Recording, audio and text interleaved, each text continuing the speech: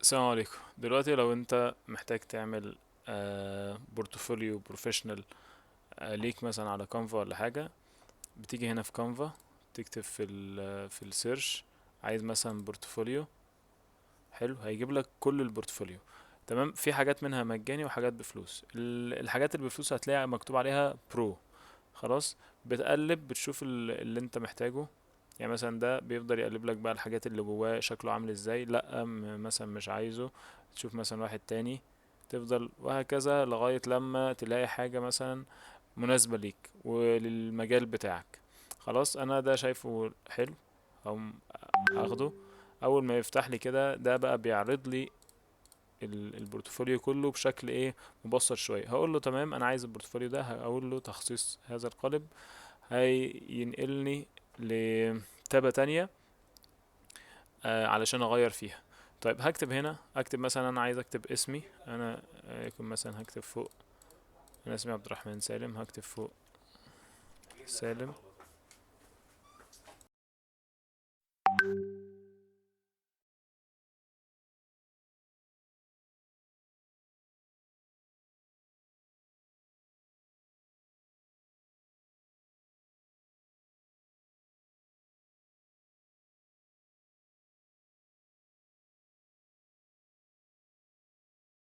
اي حاجة تحب تمسحها تعمل لها بس كده وتدوس ديليت، هتلاقيها اتمسحت معاك.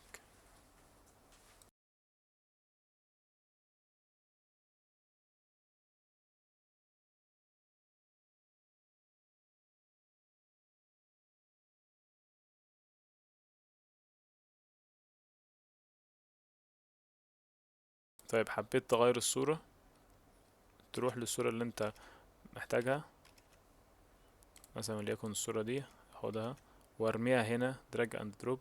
بس مجرد ما رميتها هتفتح لي الصورة كده. اول بس ما اجيبها امسكها بالماوس واجيبها على الصورة اللي هي موجودة على الموقع، اسيب، هتلاقيها فتحت معاك. طيب انت الابعاد بتاعت الصورة عايزة تتظبط، تدوس عليها مرتين هتلاقيها فتحت معاك بالشكل ده. تكبر كده مثلا. طيب عايز تديها اي افكت من هنا من الافكت، دي فلاتر، بتفضل ايه تدور بقى على الافكت اللي انت عايزه. ممكن مثلا تشوف المود هو محتاج ايه، وتختار حاجة مثلا ايه تبقى لايقة على المود ولا حاجة. يعني مثلا ممكن ابيض واسود ولا حاجة، حاجة كده. انت بقى تفضل تظبط في الحاجات بتاعتك. طيب احنا محتاجين، انا كمصور محتاج ان انا اعمل مثلا تابة او بيج يكون فيها الريلز بتاعتي. فانا هسيستم دي بدل ما هي ماي تيم، ممكن اخليها ماي ريلز مثلا. خليها ماي ريلز، تمام. وهسيستم الصور دي تبقى على شكل الريلز مثلا. خلاص، ده مش عايزينه. الكلمة ممكن نحط تحت الصورة كده. هعمل في الباقي كده، بس بدل ما اعمل في الباقي ممكن اعمل ديليت واخد دي بالكلمة اللي تحتها وادوس الت وامسكها، وانا ماسك ادوس شيفت علشان الشيفت يخليها كلها مستقيمة في حتة واحدة. خلاص. ودي عايز كمان اتنين، او اخدهم هما الاتنين واعمل فيهم نفس الموضوع، الت وشيفت. محتاج هنا كمان واحدة، الت وشيفت. الحلو كمان ان هو بيديك المقاسات، الفرق ما بين ده وده عشان يبقى كله نفس السيمترية. خلاص، انا كده عملت الشكل بتاعت البيج بتاعت الريلز بتاعتي. حلو. طيب ازاي بطلع بعمل الحركة دي؟ بدوس كنترول وانا ماسك والبكرة وبتاعت الماوس، وهي بتظبط معايا الكلام ده. طيب احنا مثلا عايزين الفيديو ده اول ما ندوس عليه يفتح معانا فيديو، فيديو بتاعنا.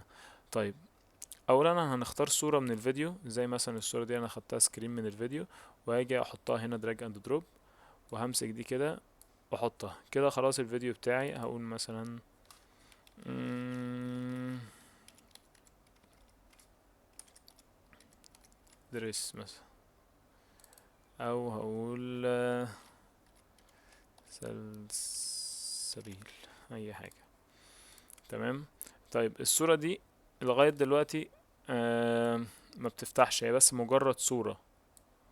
طيب ازاي اخليها اول ما حد يدوس عليها مثلا تفتح؟ بعد ما اخلص الابعاد بتاعتها هقوم جاي هنا وادوس على كنت كليك يمين، وهيطلع لي الرابط هدوس عليه، او ممكن ادوس على كنترول كي هيعمل لي البتاع على طول. دوست كنترول كي دلوقتي بقى على الكيبورد، فتح لي المكان اللي احط فيه اللينك. هروح اجيب اللينك بتاعي، ده لينك يوتيوب.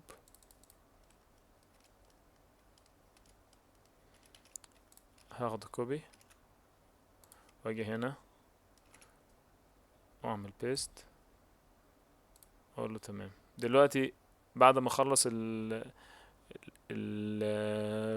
الفايل بتاعي، لو جيت دوست على ده هلاقي ان هو فتح معايا اللينك على طول. طيب نجرب